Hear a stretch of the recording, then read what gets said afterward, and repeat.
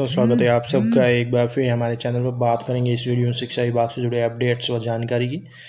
बात करेंगे शैक्षिक सत्र यानी नए सेशन 2025-26 में निःशुल्क पाठ्यपुस्तकों की मांग के संबंध में शाला दर्पण पोर्टल पर आवश्यक प्रविष्टि करने को लेकर, यानी आपको अपनी मांग की प्रविष्टि करनी है ऑनलाइन शाला दर्पण पर। इसी को लेकर अपडेट की पहली बार है तो लाइक कर लें, सब्सक्राइब कर लें, आगे भी अपडेट्स मिलते रहेंगे।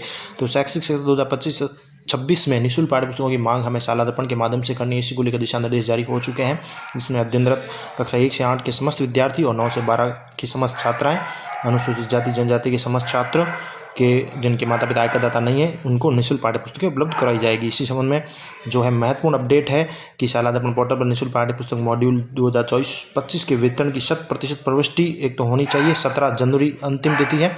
17 जनवरी तक आप सिर्फ से एक तो पहले सेशन 2024-25 जो अभी रनिंग है उसकी प्रविष्टि कर लें। इसके साथ 1 से 3 के सभी विद्यार्थियों को 100% नई पाठ्यपुस्तकें मिलती है।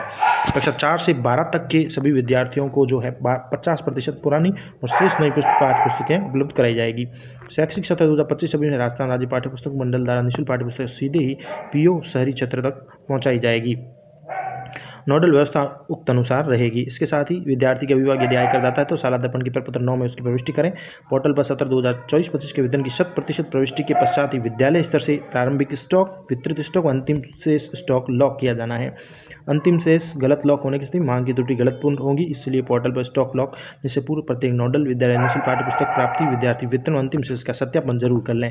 अब सबसे इंपॉर्टेंट बात है कि समस्त विद्यालयों के द्वारा डिमांड लॉक करने की जो अवधि तारीख तय की गई वो है 18 जनवरी से 27 जनवरी तक। तो समस्त विद्यालय अपने डिमांड लॉक कर लें शाला दर्पण पर 18 जनवरी से 27 जनवरी तक। और नोडल डिमांड लॉक करने की अवधि है वो 28 जनवरी से 3 फरवरी तक रहेगी नोडल की।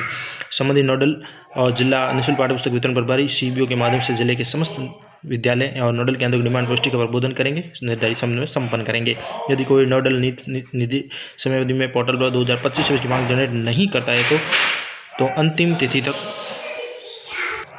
यदि कोई नोडल निर्धारित समय अवधि में पोर्टल पर 2025 की मांग जनरेट नहीं करता है तो अंतिम तिथि के पश्चात नोडल की मांग शून्य मानते हुए डिमांड के अनुसार पुस्तक डिपो को भिजवा दी जाएगी। तो जल्द से जल्द अपना जो है मांग है वो लॉक जरूर करें। इसके साथ ही शैक्षिक सत्र 2025 में शाला दर्पण पर निःशुल्क पाठ्यपुस्तक मॉड्यूल में निम्न बिंदुओं को ध्यान से आपको रखना है। बात कक्षा 2 से 10 व 12 की निःशुल्क पाठ्यपुस्तक की मांग गत वर्ष की भांति पिछली कक्षा के नामांकन के आधार मानकर अगली कक्षा की मांग का निर्धारण किया जाएगा। कक्षा 2 से 10 और 12 की बात हो रही है तो पिछली कक्षा के नामांकन को ही आधार मानकर अगली कक्षा की मांग जनरेट होगी।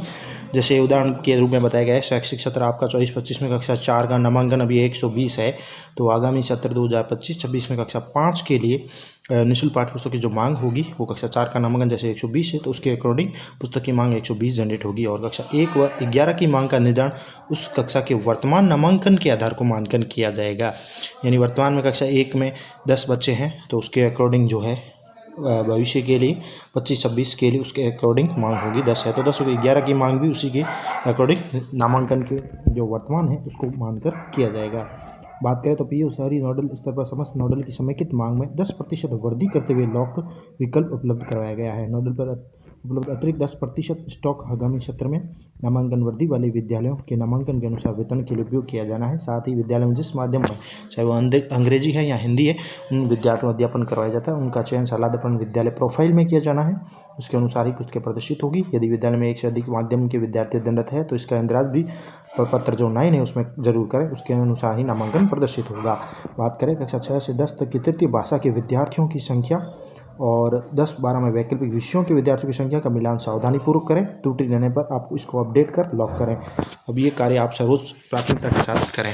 इसी को लेकर महत्वपूर्ण अपडेट है। तो निःशुल्क पाठ्यपुस्तक की मांग आपको शाला दर्पण के माध्यम से करनी है। शाला दर्पण के पोर्टल पर जाकर ये कार्य करें और 2025-26 की मांग जनरेट होगी और ये कार्य आपको 18 जनवरी से 27 जनवरी तक कर देना है विद्यालय स्तर पर। धन्यवाद।